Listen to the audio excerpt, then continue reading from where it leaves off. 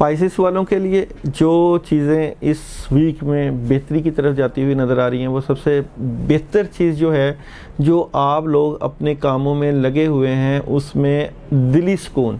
आप बड़े जो है वो तहम्मुल के साथ और बड़े सुकून के साथ अपने कामों में लगे हुए हैं, और अगर आप इसी तरह मुस्तकिल मिजाजी के साथ अपने कामों में लगे रहेंगे, अल्लाह की मज़ीद मदद आएगी। काम काफ़ी हद तक बेहतरी की तरफ जाते हुए नज़र आ रहे हैं।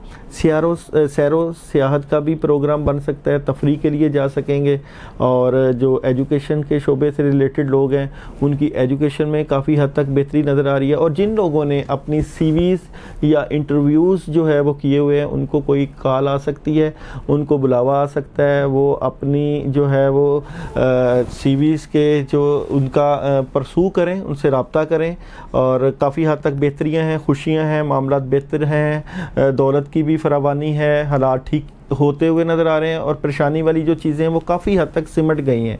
इसके लिए आप येलो वाली कलर की कोई भी चीज़ का सदका कर सकते हैं। अल्लाह के ऊपर मज़ीद भरोसा करें ताकि कामों में मज़ीद मदद आए।